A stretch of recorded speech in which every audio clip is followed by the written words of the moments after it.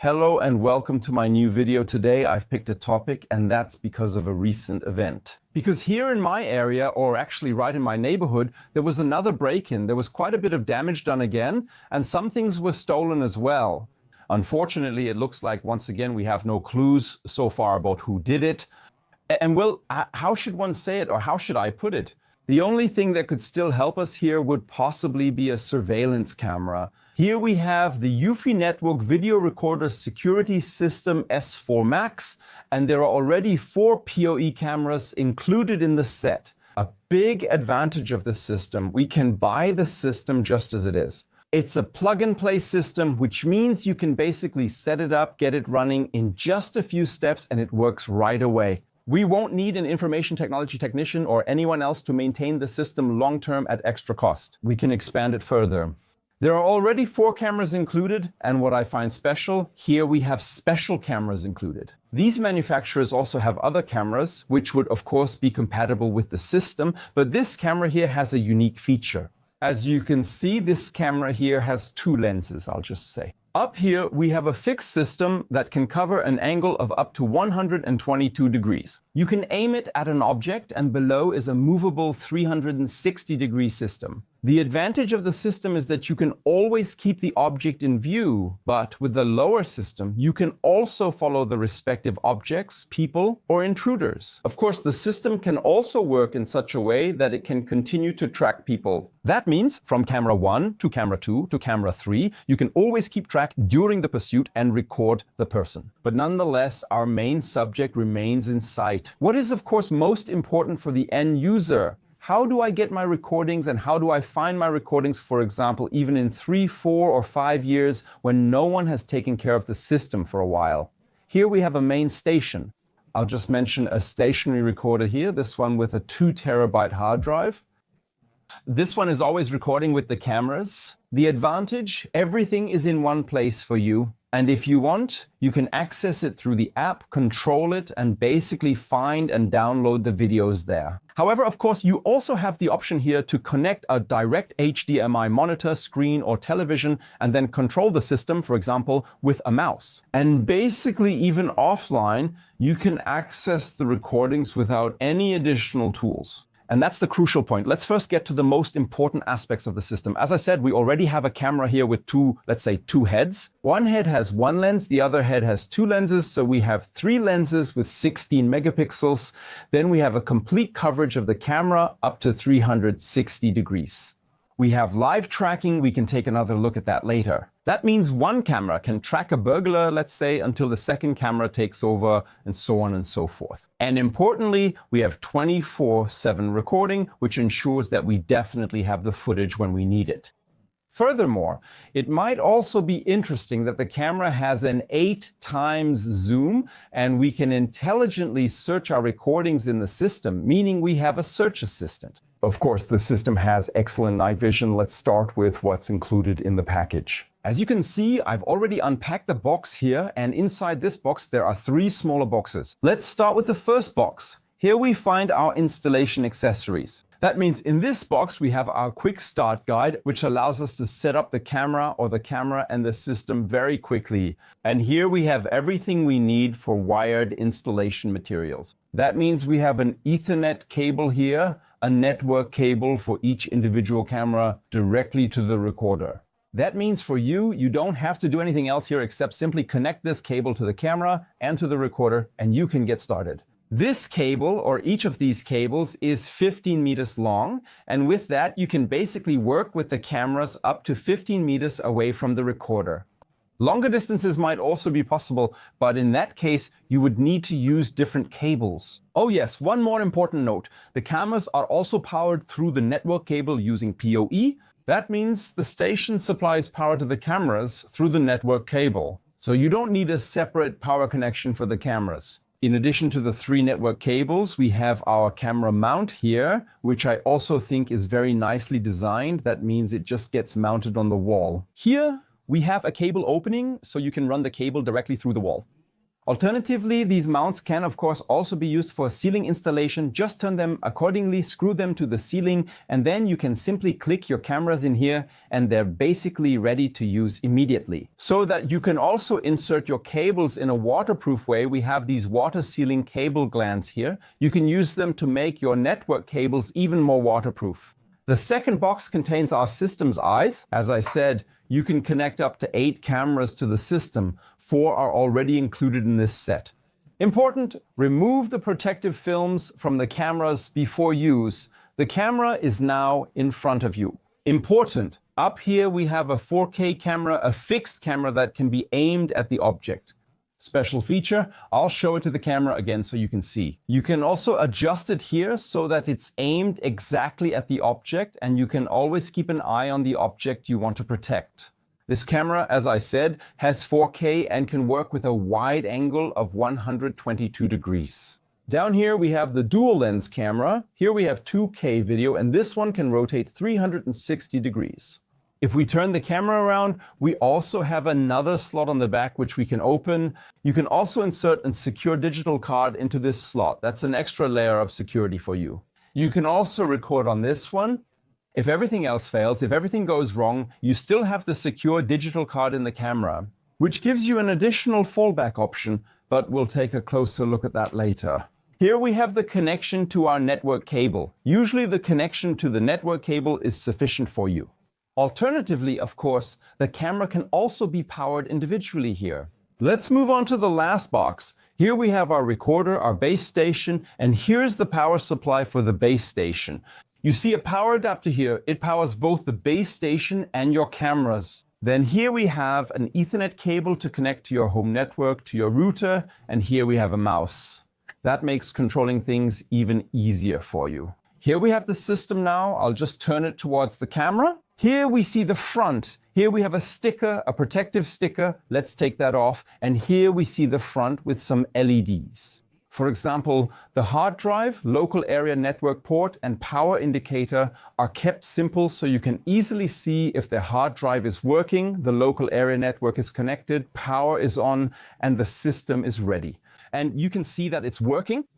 We can see on the back that we have 8 ports here. The manufacturer states the system can be expanded to a total of 16 units. Here we have 8 direct connection units, so we can basically connect 8 cameras here. Our internet connection, the monitor goes here, and here you can connect a mouse, a keyboard, or other USB devices. Here we have another USB-C port, and then we have another audio output. That's also useful for outputting sound from the cameras to any audio sources, our corresponding power connection, and the sync button. By the way, here's an additional tip as well. Of course, additional cameras can also be connected to the system via Wi-Fi. There's an external Wi-Fi module for this.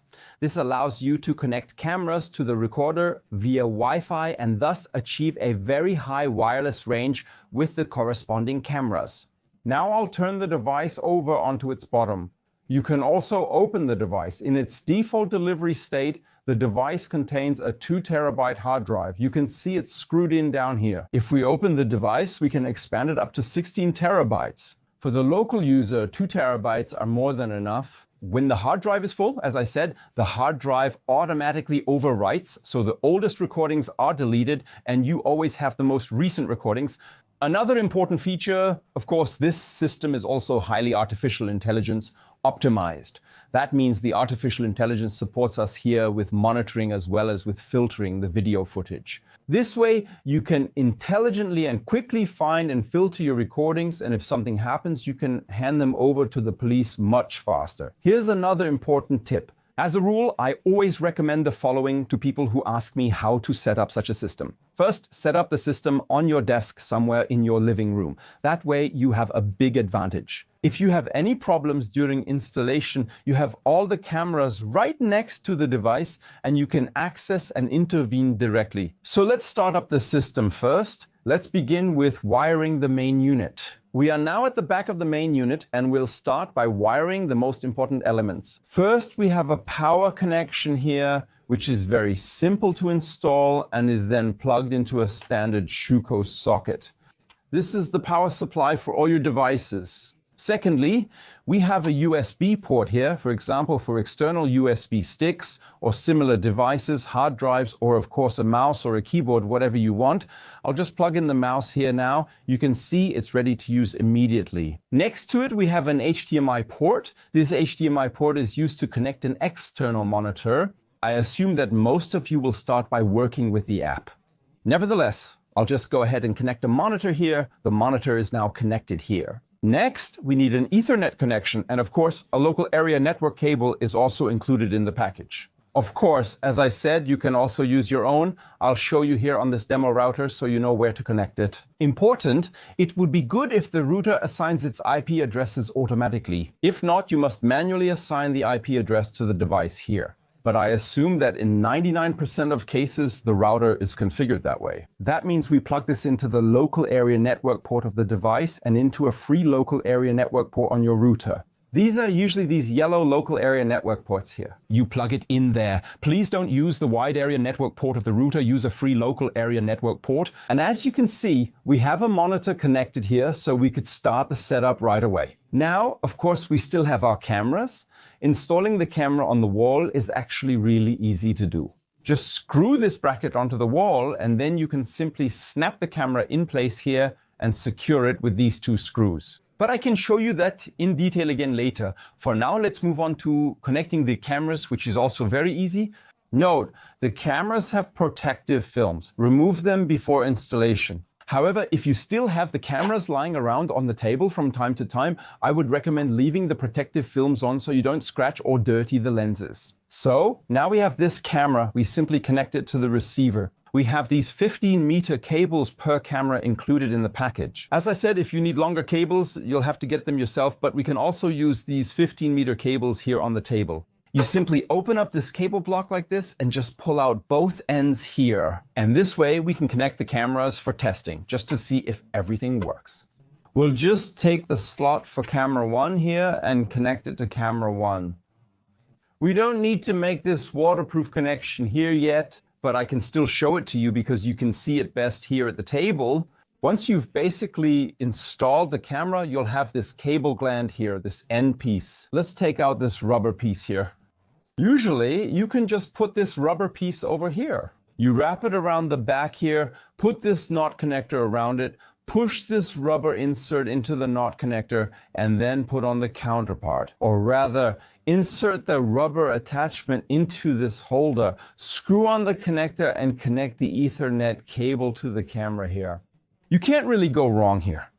Just push it in until it clicks, screw everything together, slide it, and finally tighten the knot connection at the back.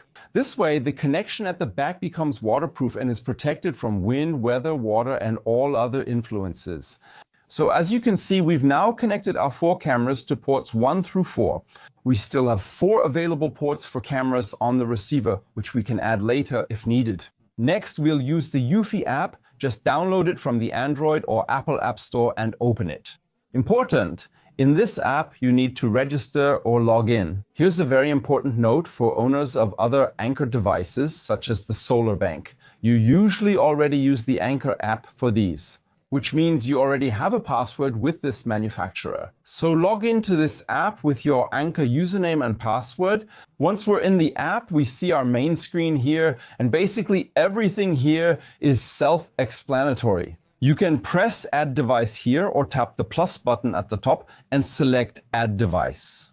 The most convenient solution is we click on Scan QR code at the top, scan the QR code on the side of the device, and thus pair the app with the device. After that, we can set up the device in the app easily. But since I have the monitor connected here, I'll also show you the setup on the monitor. Basically, most of the steps here are identical. To finish the setup with you here, let's take a look at the screen. Here's the screen connected to the device. I'll show you. First, select the language. I'm choosing German. Next, set the screen resolution. I suggest keeping it on automatic mode, so screen settings adjust by themselves. Below that is the date display. Here, please choose how you want the date to be shown. It's important to me to have the 24-hour mode. Click Next and the system time appears. You can set this manually if needed, but since it was sourced online, it's correct. We confirm that and can select the time zone here again, then click Next. Next, we have our storage, the hard drive. Here, you can give the hard drive a name or format it accordingly. Everything is fine here. Next, internet access is important again. I have a regular standard router here, which means my IP addresses are automatically assigned by the router and obtained automatically here. That's called Dynamic Host Configuration Protocol. After setup, as I mentioned, the IP address is assigned automatically, as stated here, so everything is configured automatically. If the IP address is permanently assigned in your router, you have to enter it manually here and confirm it. Next, we come to our administrator. That means we are the administrator of the system, so we have to set an administrator here. Of course, this person needs a password. Please come up with a relatively secure password here. Important. Make sure to write it down, remember it, print it out, and put it in a safe so you don't lose it. Secondly, it's possible that we might forget our password, so we have a second layer of security here. Enter a question at the top, which will be shown to you, and answer it below. This will basically be your second password. This way, you can log back into the system later, for example, if you have forgotten your password. As you can see, the system is now up and running. We can already see 2 of our cameras here, and I'll just explain the interface to you. Let's start up here. Locking the screen is straightforward. Clicking here will lock the system again. You have to enter a code here to be able to make further inputs. That means click here and the system is secured. You must re-authenticate before doing anything here now. Next, we have this play symbol up here. If we click it, all the screens available here will be cycled through and the system will continuously switch the camera view.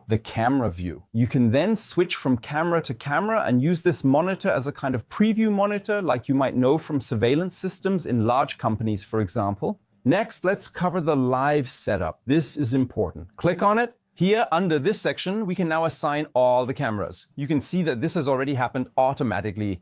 We have 2 screens and a full screen here. It's self-explanatory. Here we have our camera view, and with this arrow, we can zap through the cameras. Then we come to what I think is the most important point. That's the playback. Playback means we can play back recorded videos from any camera or save them accordingly. How does that work? You can select the cameras here that you want to view over here. We can now choose only the upper camera or, for example, also display the lower camera here. Whatever makes the most sense for you. Now let's just assume we've selected these 4 cameras here and we have an event, which let's just say, let's say was recorded at 3:30 post-meridian. That means we move the screen by holding and dragging it to this time. And now we might want to hand this image over to the police. Then we have the option to export it. But we can see that it doesn't work because we haven't connected any external storage. There are different options here. You can connect external hard drives, you can connect USB sticks, and you can specifically plug these into the back of the recorder. After connecting the external storage, you'll notice a small change on the screen. We now have this download icon here, which is active. That means we can now select the corresponding video clips and save them. Right now, we have this view of these 4 cameras. I'll just click on download, and now we can choose and narrow down the exact time interval we want to save, for example, for the police. I've just selected these 5 minutes here, and we click on download. We're now asked where to download to. We'll choose USB 1, where our external storage is connected. Now we can choose the quality. Low, that's pretty fast and just doesn't have such high video quality. And high, that's a very high video quality, the maximum possible video quality. We'll try it now with the highest setting. Click on download. We see the process is starting and we see the video that's being edited together here is being transferred to the storage. While this is running here, we can take a look at what else there is. There's another point here that's very interesting, and that's the events. This point is very important for us because it helps us navigate through the events very quickly. And the artificial intelligence basically helps us here as well to quickly identify events. You can see up here little icons like this face icon or this person icon. The face icon means a face or a person was detected here. This person icon means a person was detected here. These icons help us quickly identify the situation, and we can also pre-configure that. But we'll take a look at that in a moment. We can also sort, namely into familiar faces and unknown faces. We still need to set that up, and we can also search directly for keywords here. For example, car, and then we can get to our event more quickly. But if we want to use this properly, there might be a second setting that I should show you as well. So we go to settings here and then down here to the face option. Under the face option, you see faces, specifically faces that cameras have seen.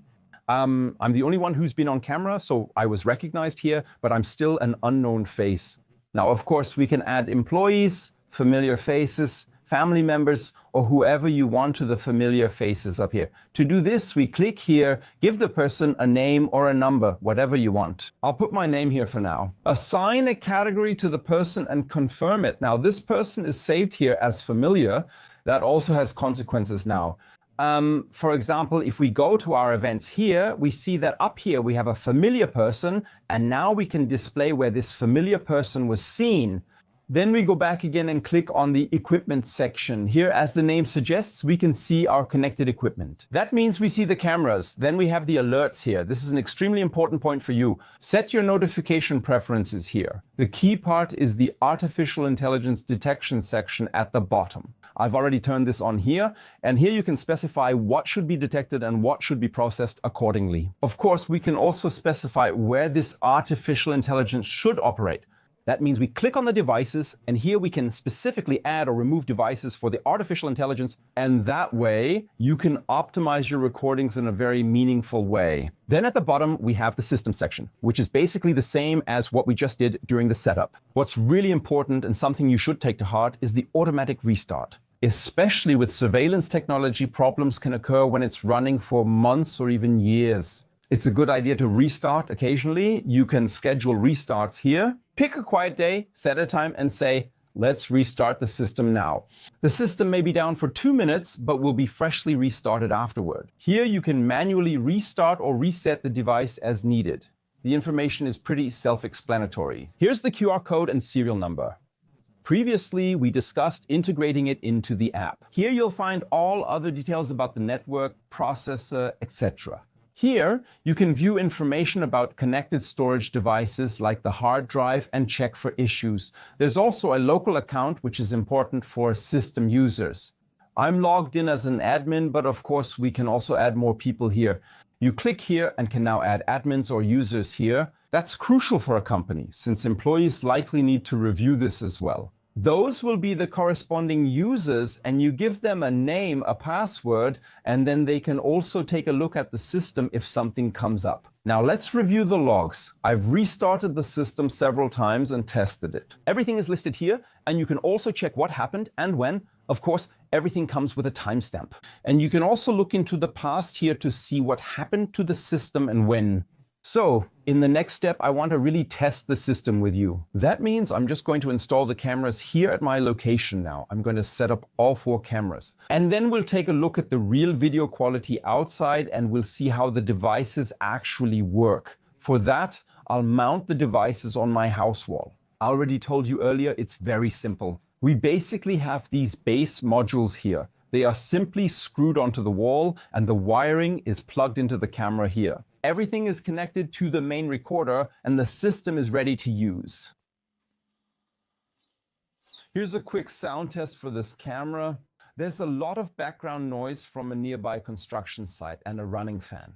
And this is what it sounds like when I'm basically speaking here in front of the camera. The approximate distance between the camera and me is, I would estimate, about 2 to 3 meters. And then we recorded this sound result, the audio, with the camera. Next test, I want to check the camera tracking. That means I'll just let all these cameras follow me on my way now. Let's see if that works.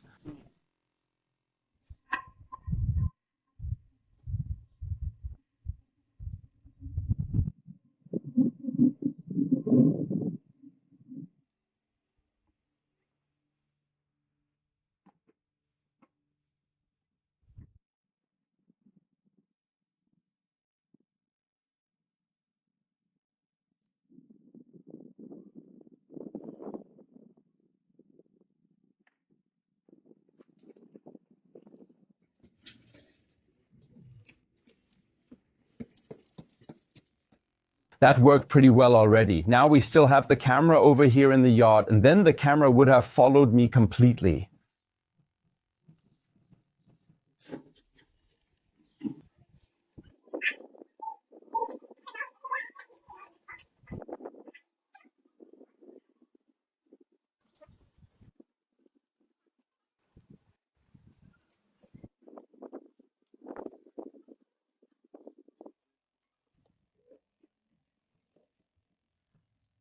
That worked well. So the test was successful. Of course, what shouldn't be missing are, for example, low light shots. Here, I specifically chose a scene where the lighting conditions aren't particularly good. Here you can see the camera images, and now I'll just take my Samsung Galaxy S24 Ultra. We filmed here in stabilized mode, and then you can really see what the lighting conditions are like. And now we'll switch back to the surveillance camera, and there you have these lighting conditions. Of course, the same thing again in pitch dark night. Here, for example, is a camera in the backyard. And here again, footage of me when I was out in the garden at night.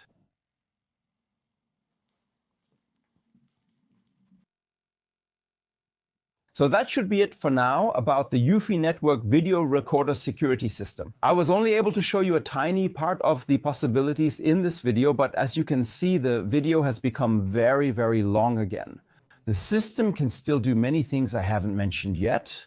There you'll find the sources and possibly discount codes if I receive any from the manufacturer. Also, as mentioned before, you can access the system through the app or monitor. But there's another function as well. We can also access the system directly through the browser, allowing us to operate, manage, configure, and remotely control the system. If you have any more questions about this system, just ask them in the comments below. If there are enough questions or interesting topics here, I might make a follow-up video about the system and show you a few more things. So for now, goodbye, see you next time, and we'll see each other in the next video. Yours, Mark on YouTube.